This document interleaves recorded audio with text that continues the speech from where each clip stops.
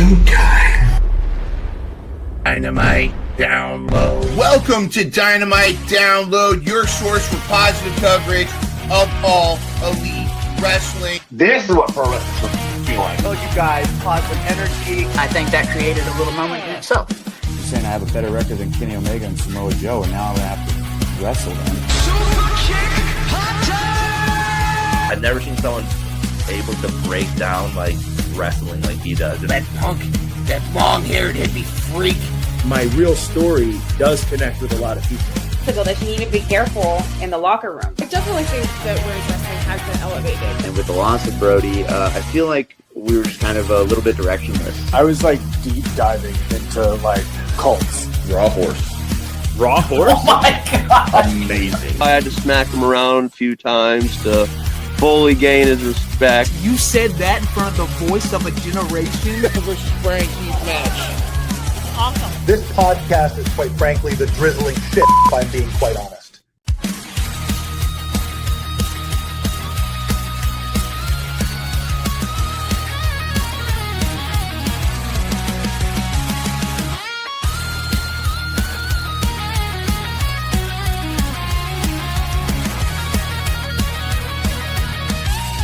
Today spread positivity about AEW. Welcome to Dynamite Download. Welcome to Dynamite Download, your source for positive coverage of all elite wrestling. And the mega powers are here again tonight. It is Mind Runner. And of course, my compatriot. It's him. D. What's up, brother?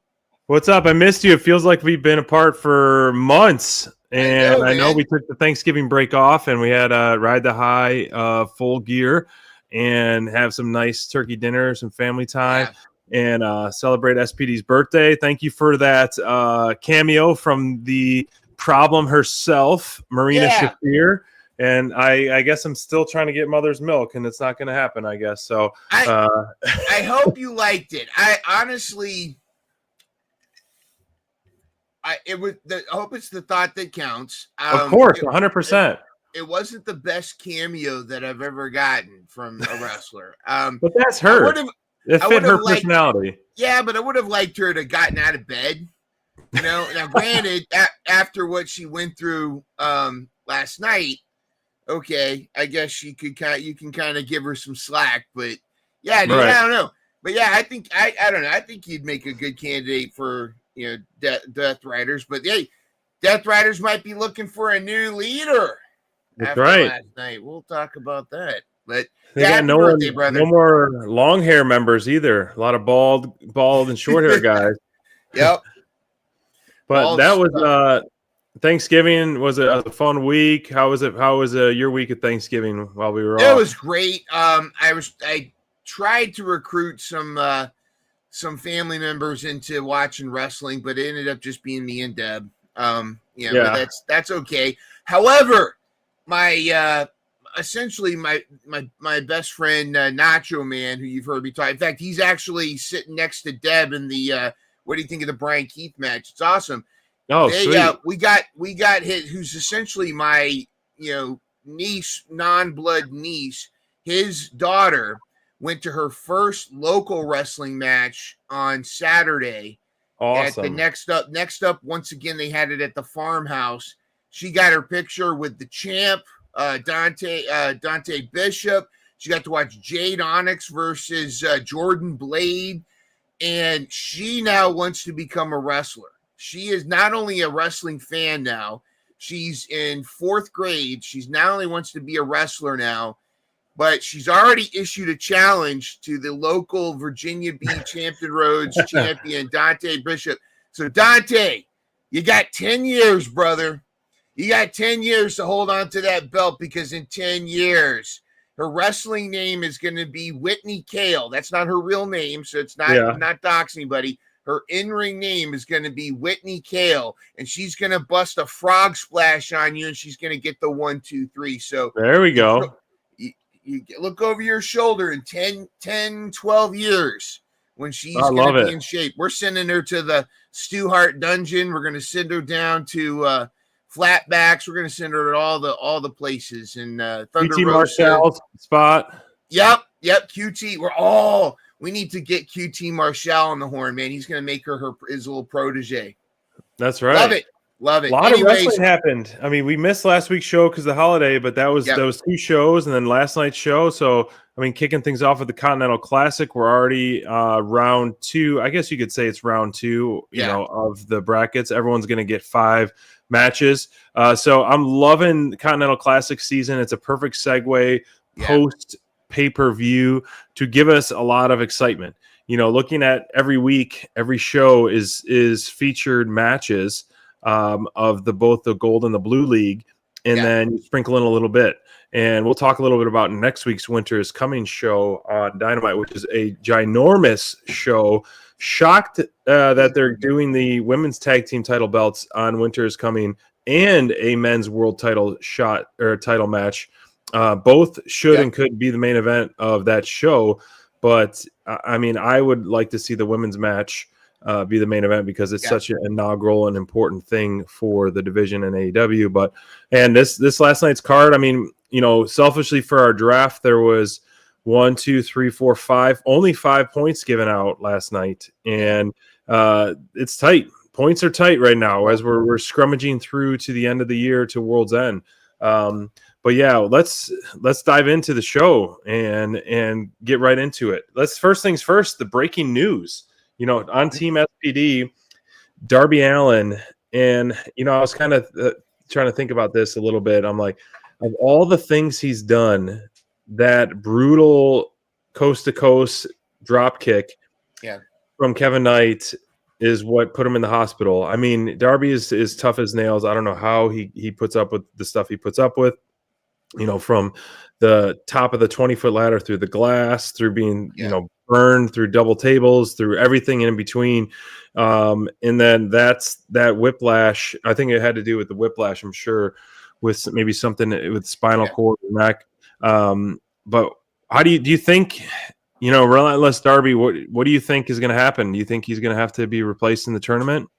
I think that's a possibility. I mean, Darby's been hit by a truck. He's been stung by bees while naked. I mean, he's had everything happen to him. But I don't think this is long term. It may be a mix of being serious. You know, whenever they do stuff like this, there's always that, you know, Eddie Kingston's so great at selling. I'm always kind of, part of me is like, how much of this is a work? This is probably legit. I mean, he was upside down, and here's why I think it's not as bad as it sounds. Is if it was from the coast to coast kick, they wouldn't have had Kevin Knight do it again to Kyle Fletcher last night. And True. He did. So I don't think it's necessarily that. This does create some kind of like, well, what's going to happen kind of thing. And, or, you know, one of two things, either Darby's going to show up and be the underdog again, milk that whole underdog story, or in the snake knows great minds think alike. What I'm thinking is Darby has to be replaced, then he's replaced by the Switchblade, Jay White. And I think I would like something cool to happen is, you know, I feel like it would take a lot of kicking and screaming for Darby to pull out of this tournament. Yeah. Even though we probably deep down inside don't think he's going to be winning it, just based on the trajectory of what we've seen with the family and Death Riders and things like that. I do think there's way bigger storyline if someone from the family like Fletcher or Kesha wins it. Or anyone really, except Okada. I think it'd be fun. They tipped their hand last night. Who's winning? I think they tipped their hand. Don Callis made. We'll go ahead. We can talk about that later. But Don Callis made a comment, and I'm like, oh, now I know who's winning. Go ahead. Yeah, but I liked how they. Yeah, we'll talk about that. But a swerve would be like, okay, Darby's not cleared, but then he takes like a DQ in one of his matches. or like they announce him and then he takes a DQ and a 10 count and he's like, no, I'm not pulling out of this tournament. And like one match he gets an automatic loss or something. And then the second time he comes back, like, you're going to have to wrestle or you're going to get DQ again. And then he comes back and then wins like his final 3 matches, and then maybe makes it to the finals or something, or the semifinals or something like that. Claws back. Something, it's kind of storyline of that, but it was interesting to see him in the hospital, and it kind of threw me off, unexpected. If he is legit, I mean, our thoughts and prayers. We hope he feels. We never want anybody to be hurt, but Darby's you can't kill this guy, man. I mean, I'm sure he'll be back up. Speaking of people that you just cannot kill, they always chant Joe is going to kill you, but here's a guy that people weren't chanting Joe's going to kill you with Eddie. I mean, it's kind of like, Eddie might legit kill you. I mean, he's the one, like, was it Simon Miller always jokes that they have they have a thing on there that does Eddie Kingston know that wrestling is not real? And and it's always no. He's blurred that line. He's gonna come down to the ring with a gas can. But this has been like the promo battle I was hoping for. And I got to be careful again. Like, I always set expectations way higher than they should be. Yeah. And they still deliver. It's just like, I'm always like, I wanted this to be like cinematic. But it was Eddie. It was such an Eddie response promo. I mean, Samoa Joe did such a great, he's standing there, over magnanimous, kind of like, I'm the greatest in the world. And I do love the belt on Joe. I mean, I know moment of silence for Cowboy because Hangman doesn't have the belt, but I love the belt on Joe, especially as a heel. But Eddie just like took all of his bluster, all of that. He just made Samoa Joe's great promo, which was such a great promo, popped a pin in that entire thing just with his response, because it was so real. It's like, you're turned into the guy that you used to hate. And it's just like done. Everybody was on Eddie's side. It was fantastic. And hot take, it's not going to happen, but I think they should put the belt on Eddie. I think they should. I think that, like, that would make, because they need to do something. They need to have a title change happen on a non-pay-per-view, but like it would make winners coming a little more like, oh crap, they do this on the non-pay-per-view special shows. And I think it would kind of validate Eddie a little bit here. He's never won the big one kind of thing. I think it would be good. Obviously, everybody says, oh, it's too soon because, we need Joe to do this and that and the other thing. I don't know. I'd like to see Eddie get it, but we'll see. I think it's too soon, and I think that it should have been built more. Yeah, I'm all for, like, it doesn't have to be a pay-per-view title change. I agree. I think that there should be some more of those wow factors and build it up to be like a marquee match. Like, this is the main event. And then you can kind of like really make people tune in and realize that this is going to be like a marquee moment. But on a show that's already going to feature the inaugural women's tag team titles being announced, like, there's no way, like, it's too soon. Like, he could have gone through the trials and tributes of the ops, first to get to this point. You got to get through Hook. Regardless of all that, it's going to be an awesome match, hard-hitting brawl for both guys to absolutely kick each other's ass. And winner is coming. It's just tough because it's like, do you put this as the main event or do you put the women's titles at the main event? Because you got to put the women's titles at the main event. I agree, but at the same time, this is your world title, which is always main eventing anything, really. So I don't know. I think this could kick off the show. The women's title should rightfully so have that title spot or that main event spot, but we'll see. But when the Gold League, when we were watching live, when the Gold League and Blue League and brackets or members were being announced, I was starting to salivate over some of these first time matches or some matches that we haven't seen in a long time. This is definitely one of those. A lot of combinations that I'm super excited to see. And this one was awesome. And man, has Pac, since his return, came back with a vengeance. Other than his first match with Orange Cassidy, losing in that kind of weird way at Daly's place. I didn't really love that match, even though it was a pretty brutal match. I feel like that Pac is just gaining steam every single week. Not only just he looks like such a freaking complete badass. His entrance is so badass. Sitting in the chair, taking his sweet ass time to the ring with the towel on, and he just paces matches so well. He brutalizes you, no pun intended, first finisher, so well throughout the match. He could pick his spots. I love his new back to ring, rope to rope to rope, high speed lariat that he's incorporated in his arsenal. So good. And I'm okay with, as much as I hate roll ups and things like that. Like, we've seen a few of these in the Continental Classic, and that kind of protects the other guy in a sense. Very few clean finishes, which we saw one in the main event, but we've had in the tournament so far. So a lot of surprises as well. And if Okada went 0-2, I would have been really, really shocked. How did you feel about this match? Oh, I loved it. I thought it was fantastic. It was, and I got to go talk to the mind runner of, was it 2 years ago, that was just down poo-pooing the idea of the Continental Classic. I didn't think it was going to be all that great, and it's been so good. Every one of them have been so compelling, and because you get these dream matchups, and the loser isn't really a loser. They just you don't think of it like a normal match, because it's a tournament, it's a little different. Exactly. Like, whoever the win or lose, and it goes back and forth. There's so many of those kind of things. I thought it would have been interesting if Okada gets on a losing streak in his own tournament, like for the belt he's supposed to be defending. I thought that would be kind of compelling as he starts to get a little bit desperate. Now, but this was the right move. I think it's I thought it was great because it really, Pac was dominating. Pac was kicking Okada's ass. And it just, Okada got that sneaky little thing, and he's got that great shit-eating grin at the end. That's just, that just looks like, that just is a face you want to punch, I was thinking the same thing when he showed him. I was like, oh, I want to slap that face. That means he's doing something right.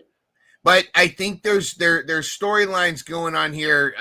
There's a lot of little threads going through a lot of these matches. There's the whole Don Callis drama that's going on with this, and there's the Dark Riders. The Death Riders thread. Darth Vader. This is important.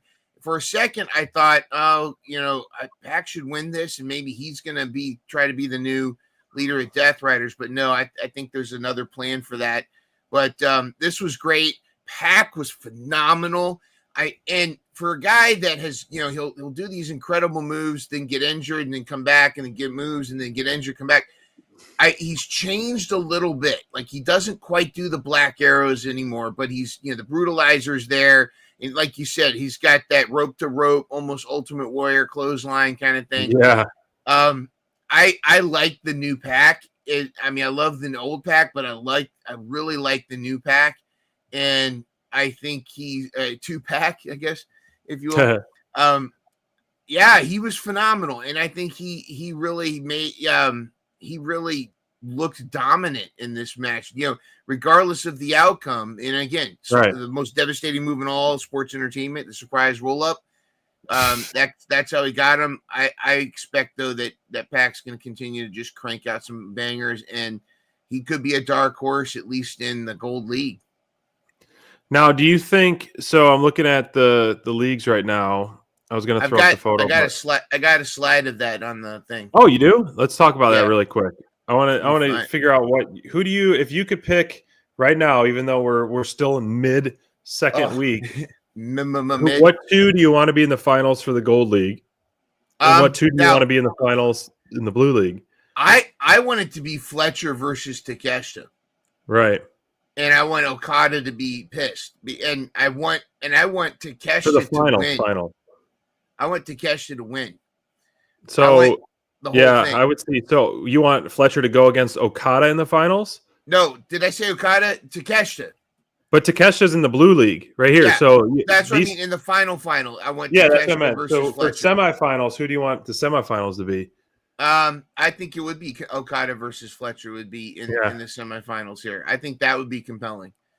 I know I love Speed. Okay, I love Speedball. I love Kevin Knight. They got to start winning. Yeah, they got to start winning. But yeah, what think if you it'd be saw compelling. someone like Pac versus Fletcher? I mean, I think Okada, we didn't pick him to win last year, and he won it again. It's hard not to put Okada in the semifinals, but I think it would be really compelling to put Pac and Fletcher in the finals, and then you kind of feud a little bit of Death Riders and the family, and then on the other, the Blue League, you have Moxley or Claudio go against Takeshita, which we're seeing Moxley and Takeshita this Saturday on Collision already, which is going to be awesome. So I don't know, I love that trajectory for sure. This is one of those things. It's a Yahtzee Cup.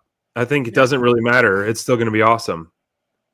Any pairing, but storyline. Selfishly, I want to see Takeshita or Fletcher win. Would I be happy if someone like Pac or Kevin Knight won? Yes. Would I be happy if someone like Claudio won? Yes, as well. I actually think Steven's right. I think it's going to be Fletcher versus Takeshita in the final. I think Takeshita's winning because what Don Callis said later that night, and he clarified that he's only putting the Continental title up. He's not putting the other unified titles, whatever. So what's going to happen is Takeshita's going to have part of Okada's old title, and that's going to put more fuel on this already, fire where ultimately Takesha's Takesha's got to turn on the Don Callis family at some point. Right. But anyways, this speaking of the family, Fletcher. Speaking of the family, what if this is like, all right, we just had a steak dinner. Now we want to serve you lobster and filet mignon. This was insane. And Kevin Knight, there was a point where I actually thought Kevin Knight got injured because when he did that high drop kick, he landed on Kyle Fletcher's boot. I thought, oh no, he's hurt. But Kevin Knight and Kyle Fletcher, and Full Tilt Deb's favorite commentator, the Chris Collinsworth of AEW, Brian Danielson, he made a comment. He said, "These guys are still so young. In 10 years, they're going to be the household names in wrestling. Right. If they're already becoming that in AEW. And this is a match that I bet we'll see something like this in 10 years. And they're gonna when they've got another 10 years of experience in their belt, and they're just killing it, main eventing. I mean, these guys were phenomenal. And I was crossing my fingers and toes that this wouldn't end in a draw because both are on Team SPD, so I was hoping someone would get a point.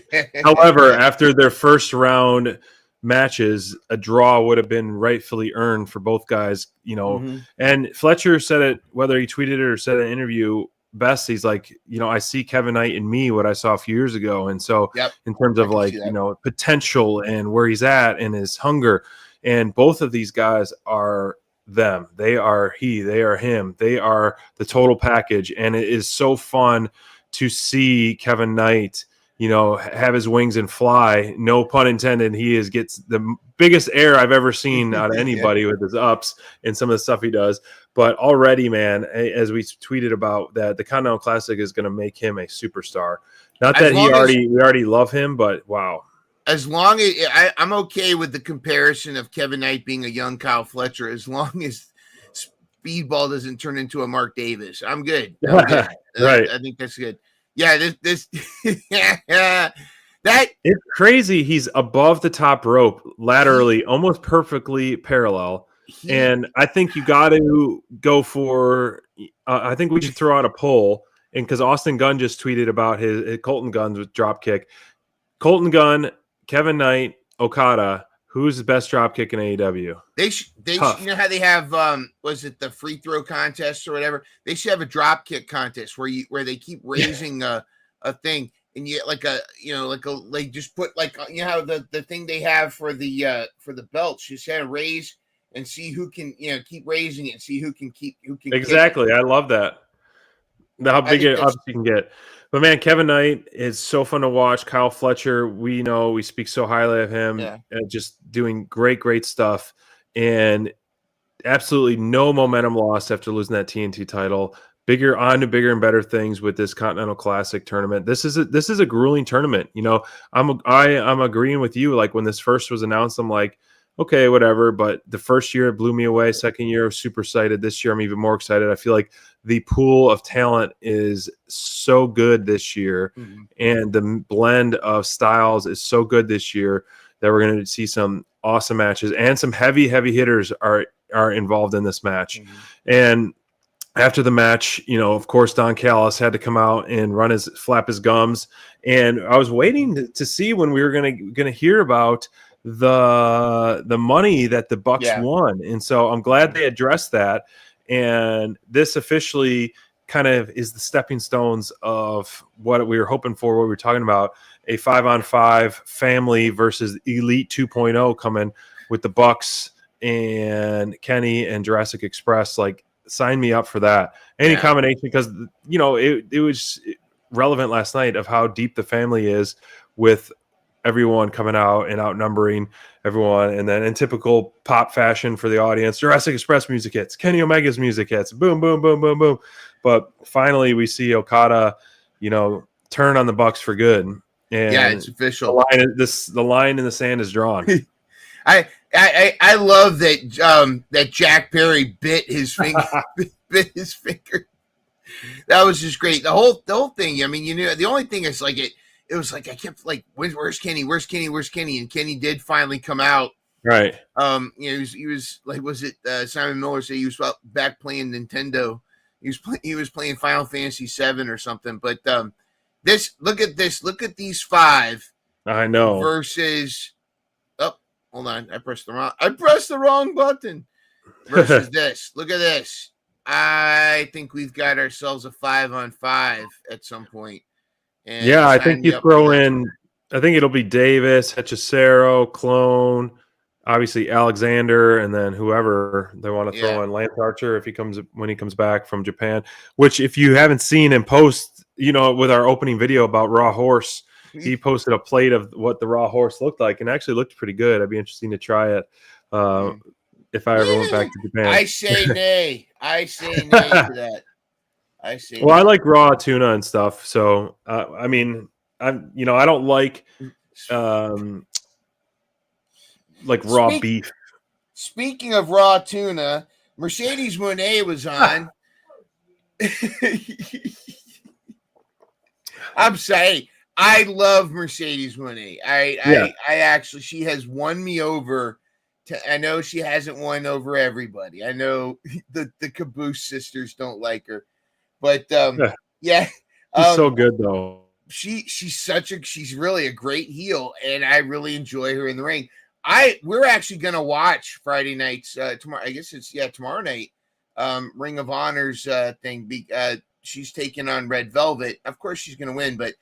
We're also excited. I think Dalton Castle's wrestling tomorrow. Who's Dalton wrestling tomorrow night? I don't know, somebody, but Ricochet for the NWA. Well, that would be awesome. Yeah. But I'm wondering if maybe she's going to start losing the belts. Do you think she's going to lose this one first? Well, she lost. Yeah. She couldn't win Statlanders and stuff like that. Is so this maybe is this the crash out? Yeah, and she's going to be defending it in Cardiff and stuff like that against somebody I saw. So I'm wondering if this is her time to lose the belts and, take a vacation. Get off the screen. That is the voice of Full Tilt Deb, by the way, everybody. She has a match. Don't talk about me. Oh, of course we're going to talk about you. Okay. Doesn't she have a match on Collision too, or did she say she was going to show up at Collision or something? I don't know. But yeah, something like that. I mean, they are doing such a great job of pushing ROH for this final battle. I think it's a great card. You got the survival of the fittest main event for the men's world title as well. Yep. And I don't think there's a tag match or anything like that, but the card looked very, very strong with it as well. So Mercedes being on Ring of Honor is a big deal. I'm still loving this Ultimo Monet. And if I don't, as much as I want to see the fallout, I don't think Velvet is the one to start the domino fall. I don't think she has enough oomph, and maybe that's the reason why there's the fallout, because you have someone like Velvet kind of upsetting her, who hasn't beat her, and you could say she's a lower tier talent in the most respectful way, but maybe that's that can get her to start spiraling out of control. Like she comes in too cocky and does all these cocky moves and kind of undersells Velvet, and Velvet shocks her for a surprise win. Yeah, I actually think I love Red Velvet. Just her being gone and then coming back. It's kind of tough. I would like to see her have more TV time. Even though, and ROH. I guess ROH, they're not getting a TV deal, but they're gonna kind of make it the it's basically the new Dark Elevation, but it's more more people there. I think it'd be compelling if Queen Hamanada was the first to take a title off of Mercedes. I think that would be hurt right now.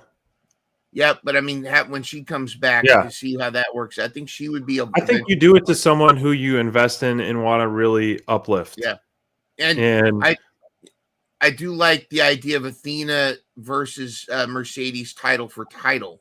Yeah, or have something like that. But we'll have to see. Mercedes hasn't gone out for the ROH Women's World Title, so maybe that's next.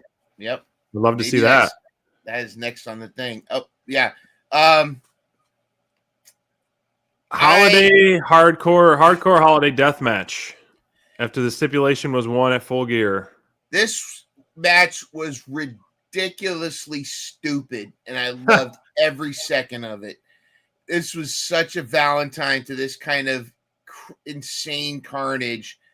Toni Storm continues to be, one of my favorites of all time, and I love how they're allowing Mina to be showcased. Yeah, maybe there were some missteps early on, but I felt like the whole thing was great. They're still protecting Megan Bayne. Your favorite, your favorite birthday wisher with mother's milk, who still can't get out of bed to wish you happy birthday. She was in this one too. But the highlight of the whole thing that just put a little Christmas smile on my face was Santa Claus flipping the Problem the Bird. Of course, we know great. Who it was. It was Santa Luther returns, and I mean, yes, Tiny Tim, there is a Santa Claus, or I don't know how that goes, but yeah, exactly. This was such a great moment, and and of course, Toni Storm getting the roll up. It is making things tough for me for the finals here, but I loved all of this. I love just I don't want to say antics because that's almost negative, but just the rapport that Toni Storm had and what she brings out of Mina Mina was matching her crazy, and I thought that was fantastic. More, for sure. So the right people won in this. This was a very heartwarming moment. It's great to see Luther back in the wrapped shoe, ultimately helping with the win. So yeah, I thought this was a Valentine for women's wrestling fans and the hardcore wrestling fans and goofy, stupid wrestling fans like me. I enjoyed the match for sure, and Luther's was definitely a highlight of the match. A big pop and the frying pans to the stomach. And I guess this was kind of a shock that, like, the momentum, the up and down momentum of this tournament, of who I thought would win, who I wanted to win, has gone so like ebb and flow. Like, we thought the Mega Problems were kind of like a lock, and then we thought Ty J was a lock, and now look who's in the finals. I don't think we would have predicted that in the finals. So I mean, next week we're finally crowning inaugural AEW Women's World Tag Team Champions, and it is two baby faces against each other, which is fine. I have nothing wrong with that. I don't have any issues with that at all. I don't see any of these teams turning heel after the fact, which is absolutely fine as well. Do you think Luther has effect into this? Who do you want to win? How do you see this playing out? Definitely momentum is on Toni Storm and Mina's side, in my opinion. I agree about the momentum, and I love all four ladies. I would have no problem either way. I want the Babes of Wrath to win. I feel like of the two teams, they're actually the more cohesive. They're where Toni Storm has already been a singles champion, and I don't think Mina has completely earned. Like Mina hasn't been as part of AEW as much as Willow has, and as much as of the four ladies, Willow's the most OG of all of them, and Harley Cameron is such a backbone of this, she enhances everything she's involved in. Right. And they have a name, Babes of Wrath. I mean, granted, yeah, it's the love bombs, but I think if you're going to open the record books, 10, 20 years from now, you want your first champions to be that you're going to etch them into the record books. I think it should be the Babes of Wrath. Is that going to happen? No, because Toni Storm's a draw. And if she's not the singles world champion, then you make her the tag team. Or TNT champion. TNT champion? I would love that. Toni Storm versus Mark Briscoe? Oh. All right. Hey, the word of the day is Tiggle Bitties. So, yeah. But I don't know. I think there's going to be some shenanigans involved. Yeah, I could see that. Triangle Madness, all that kind of stuff. But, interesting take for sure. You know who wins in this? We all win. It's finally so much fun. Yep. And I've said on the show before, the tournament I love a good tournament, but we're going to forget about the tournament and who was in it quickly. And then we're going to have established tag teams finally in the women's division, established tag team belts in the division. And that will allow us to have some great tag team wrestling and utilize more women on the roster, which has been growing every single week. And hopefully we get some more teams formed down the line. And I would love to see a ladder match or a fatal 4-way or something down the line, maybe for number one contender, World's End, they do a ladder or they do some kind of number one contender match, or they do a ladder match for the titles as well. I would love by the way, I'm a dumbass AEW wrestling mark when you said utilize, and I thought you said Wheeler Yuta. I'm thinking utilize, and I'm thinking, what, you're gonna treat him like a hairy ape? He should use that in his promos. I'm going to utilize. I'm not going to just brutalize you. I'm going to utilize you. Not Death Triangle Light, Lady Death Triangles. I think. She did. Is it true? She's staying. She resigned. Yeah, is it true? She has to stay. AEW. I mean, why would you go against the grain of who you're dating and your comfort zone, your tag team partner, all that? The grass is not greener on the other side always. I don't think. I think NXT would not be helpful for her. There's some that I could see her up flourishing. I could see some flourishing, but I think that's the opposite. AEW affords her. She can go back to Japan for a little bit. There's more doors for her. I think she would do a lot better. I like that. I'm really, this is starting to stick. I still think the name is stupid, but I do like this pairing or trio here, the Sisters of Sin and Tekla here. But there's something they're building some. I like that they're still building this this feud. And of course, they're trying to push a little bit, like Jamie Hayter and Statlander. Maybe this is going to be the World's End matchup. I would like to see a 3-on-3, and I would love to see the third member be a returning Hikaru Shida. I think that would be a great third member if they did like a 3-on-3 match. But I'm not entirely sure how that's going to go. It's a good segue now to have for Statlander until we get a formidable challenger for the champ. Yeah, I can see. I see. This is like turning into TMZ. We're getting all the deets, the inside scoop. Well, that's the thing. Like Jack Perry just posted a video of him making this really weird snakehead knife, and Anna Jay was in it. And so this was a recent post. So I don't know what's going on with all this, but I don't know. We tell us the cheese, May. I know. Give us the cheese. Statlander and Hayter are pillars of AEW Women's Division over the last few years, and they need to continue to shine. And Statlander right now does not have a key component or opponent right now. Like after, let's say, maybe a 3-on-3 or tag team match, whatever it is, who do you want Statlander to go against? Like right now, given the landscape, for the title, just like title feud coming up. I mean, right now, I think a feud with Hayter would be compelling. Really? I mean, I think it would be compelling. I think also Megan Bayne coming after her again would be another compelling match. I would love for Bayne to go again, but I want it for her to get the belt. Like I don't want to see her go 0-2. Steven, the Snake says Statler to Thekla. That would be compelling. I mean, there are, but like you got to start building it now. And that's why I'm wondering: are they setting up? World's End. Is it going to be Hayter versus Statlander for World's End, or are they going to somehow try to make it Thekla and Statlander? I don't know. So they did not break up. Fake news. General fake cheese mate. That was we're trying to get clickbait. We're gonna clip that clip, and we're gonna say that they broke up, and we're gonna post it everywhere, and then we're gonna get some clickbait.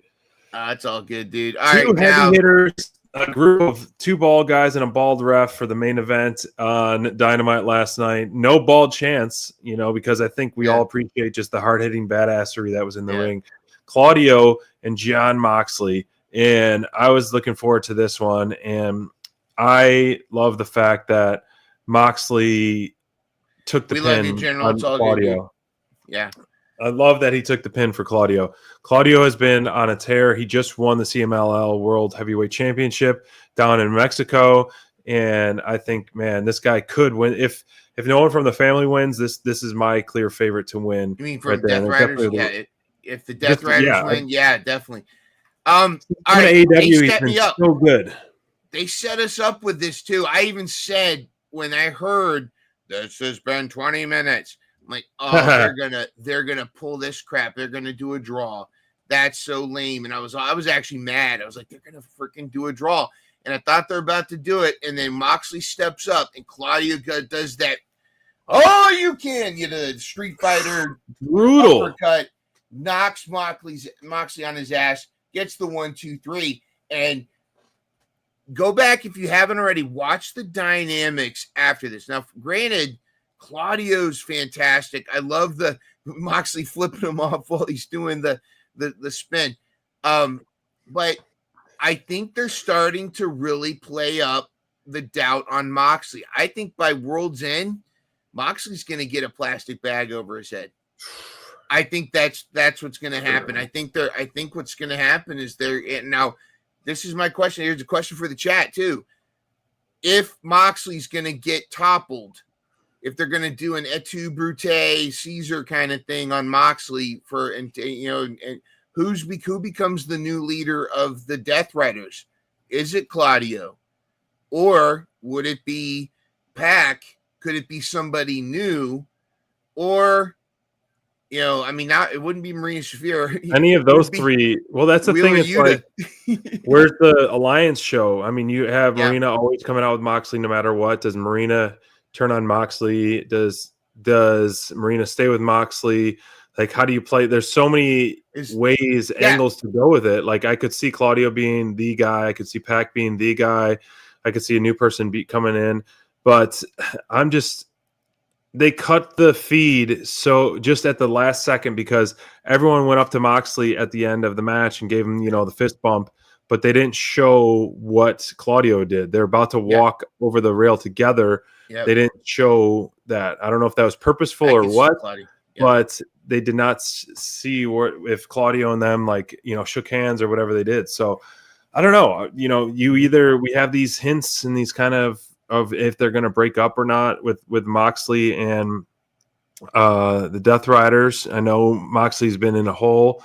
Is he going to, get out of this hole somehow or what? But it's intriguing. It's giving more lifeblood to the Death Riders, especially with a healthy Pac, and Pac being, on this tear, this is awesome tear. So this guy, I don't know if you saw it on social. This guy on the far right, this fan was like checking out Pac's rear end when Pac was posing. Did you see Pac posing?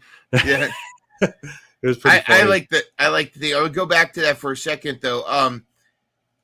I was going to bring this up earlier with the Eddie Kingston and Samoa Joe thing, but they have kept Eddie and Moxley and the Death Riders separate, almost on purpose. And it was bothered me because I figured if Moxley and Eddie were so close, the first thing Eddie would do would be confronting Moxley, like, you've changed, man. What the hell's wrong with you?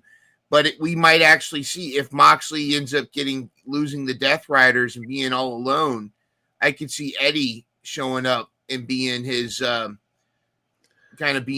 his back, and against Claudio, because I told you about Claudio. I told you he was scum, that whole thing. So yeah, I don't know. It would be compelling and a pretty big wow factor for Moxley to get the bag over his head, and I think that would be really, really cool. And it's a brutal thing to get and do and see. Like that is like not much room for error on that at all.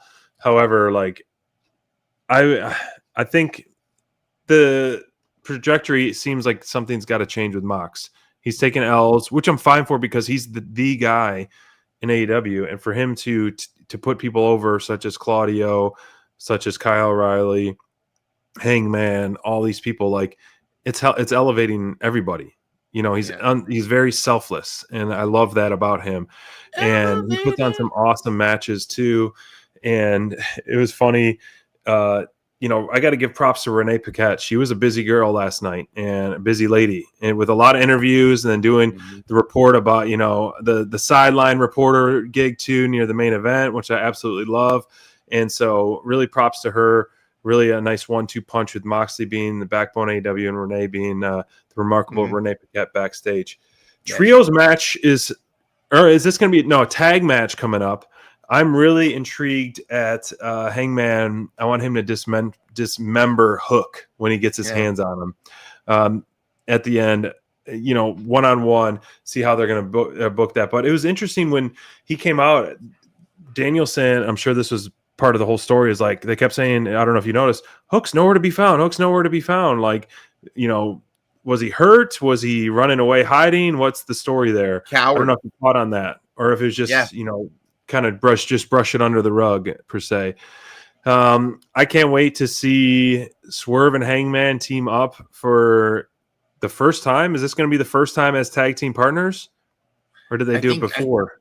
I think so, unless there was one where they were like still feuding a little bit. But no, it's definitely going to be Swerve. It's going to be incredible. The pop is going to be huge. Imagine after that, and they get to Cardiff, and you have Hangman. You know where I'm going. Oh, Hangman, yeah. These three, the Ops, versus Hangman, Swerve, and a third British member. Don't tempt me with a good time. Oh, can you imagine the pop if in Cardiff, our third member, dun dun dun dun dun dun dun dun dun dun dun dun, elevated. If Ospreay comes back, can you imagine Ospreay coming back and joining? I think he'll show up, but I don't.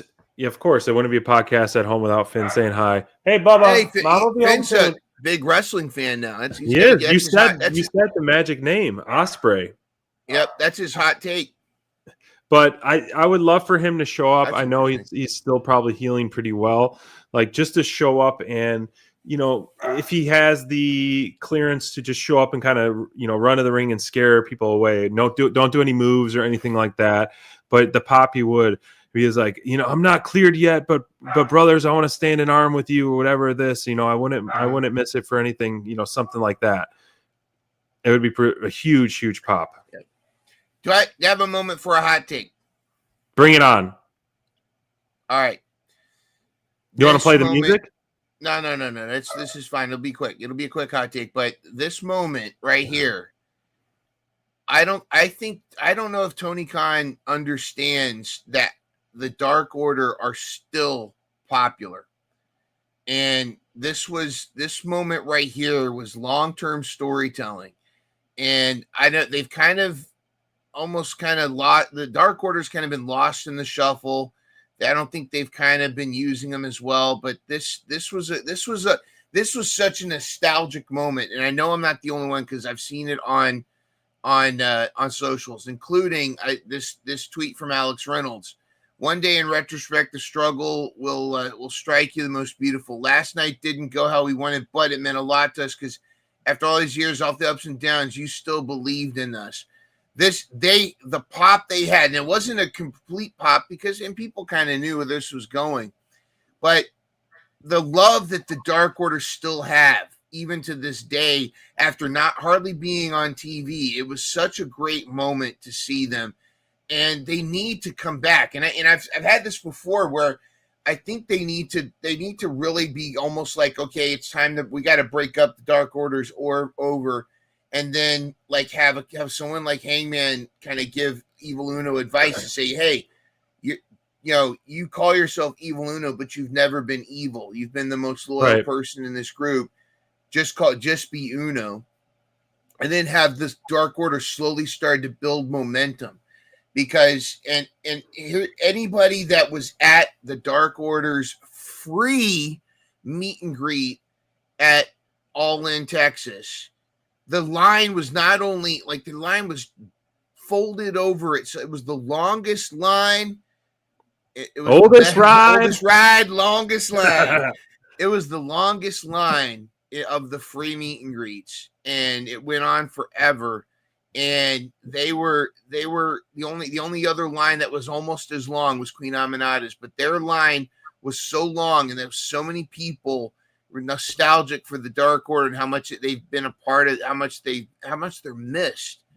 And I think they need to come back. I think they would inject some, bringing them back now would inject some really good life, not only into the division, but the trios division. I think you start they build a whole redemption story around them. They're baby faces. And I think they need to be used as such. And I think it would be really cool to even kind of have Hangman kind of involved with them, but not officially. And screw it. Just, if Ty J is not really going to be a thing, Anna Jay should come back and, join the Dark Order again. And then you just slowly start to build them up. And I think there's room for this. And it's a shame that they're not seen as the fan favorites that they are, but they recognized it last night. And I think that hopefully Tony heard the reaction that they got last night. Man, you're spot on. I completely agree with you. There is no more true OG trios than the Dark Order, and the Dark Order was the home team of AEW for so long, and for them to get back on TV unexpectedly and unannounced in advance was awesome. I loved it, and the crowd was eating into it. It's clear, like you said, that the fans want the Dark Order back on AEW television. And early on in Dynamite Download, they were on our show, Alex Reynolds and John Silver, and there's a reason why we really wanted to talk to them, because they're such awesome guys, and their story and the Dark Order was such a fun group with and without Brody Lee and the Rise. And so I think you could do that, like you said, man, that underdog story where, okay, they're back on TV, but they take L after L after L, and then they kind of maybe they get, I don't know if they need a new member or if they just kind of have some reunions or whatever it may be. Like, I think there is a story there where they can get the resurgence and back to the babyface pops of the deafening ones. Like, we saw what happened to the Acclaimed and how popular they got. This Dark Order was pretty similar when they were the popular. They can get back to that point. Like, if you reunite the Dark Order, or not reignite the Dark Order, reunite the Acclaimed, you're back to so many feel good moments as fans, because baby faces, you have your top dog baby faces, obviously Swerve and Hangman right now, and then in Darby and things. But like, I think this needs it, especially the trios division. The trios division is pretty flat right now. And there's a fan right in front of you. There's a fan favorite trio ready to be booked. You know, they don't have to win, but just build the storyline with them. And my goddess wife says, the Dark Order needs the Moxley rub. I'd love to have them feud with I think that there was that one match a long time ago, Evil Uno versus Moxley. That was when Evil Uno was bleeding through his mask. That was Preston crazy. Vance and Evil Uno, I think, too. But I know Evil Preston Uno Vance they got really bloody up versus Moxley, and Moxley broke his arm too. So I think you leave Preston out. Alan Angel's doing his own thing. You keep these three, but you could probably bring Anna Jay back into the fold. Yeah, maybe bring in a new member.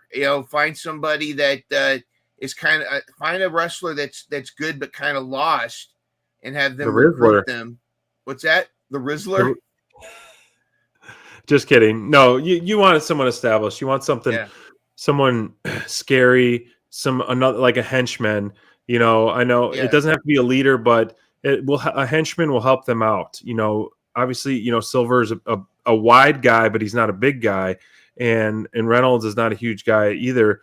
But if you had a henchman to kind of get that scariness, bring back the Dark Order goons or whatever they called them,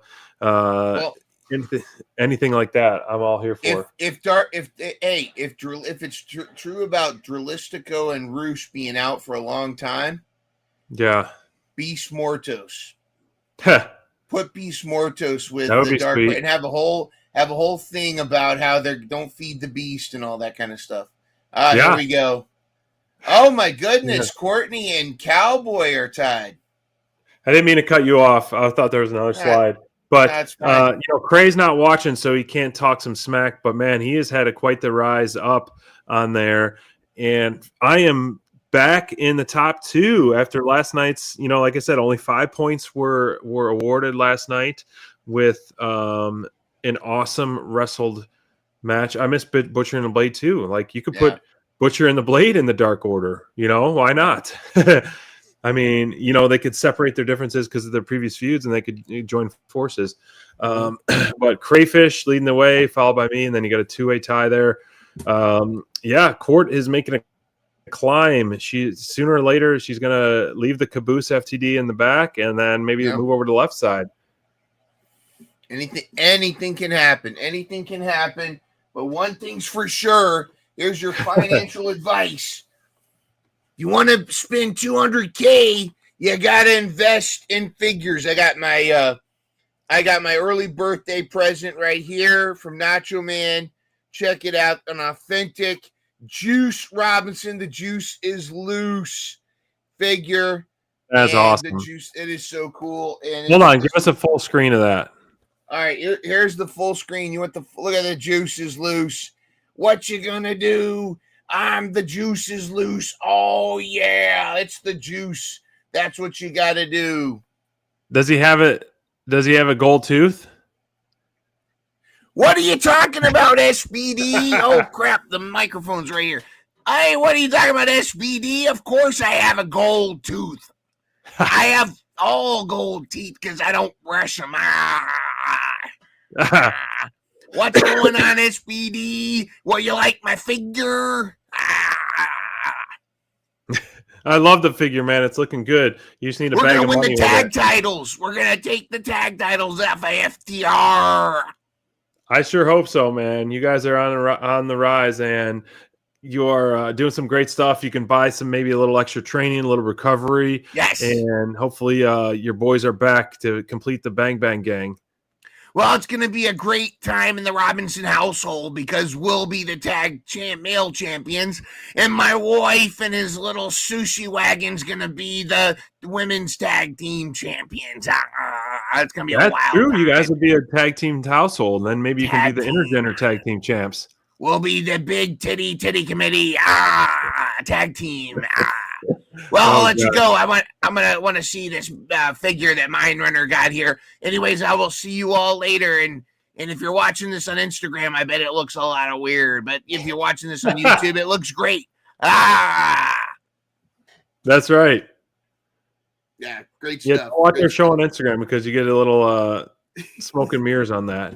Yeah. Man, Choose making an appearance. We appreciate it.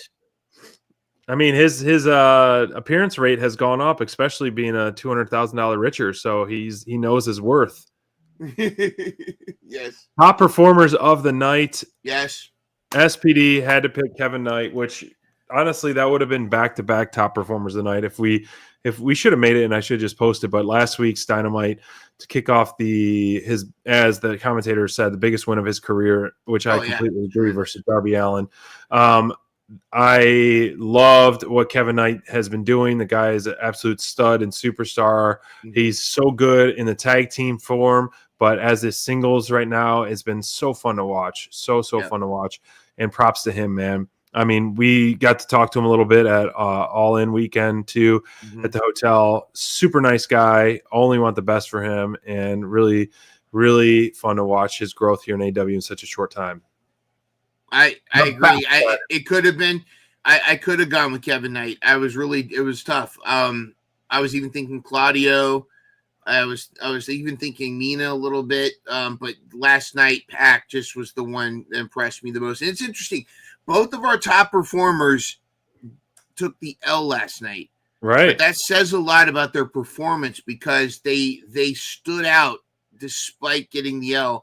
I mean, part 100%. of that is the nature of the Continental Classic, but I think both of them are so awesome to watch, and you're going to get a great match with both of them, and I thought it was tremendous. And yeah, Kevin Knight with his drop kick, further pushing the need for a ladderless ladder match where you have belts suspended at the top, but no ladders.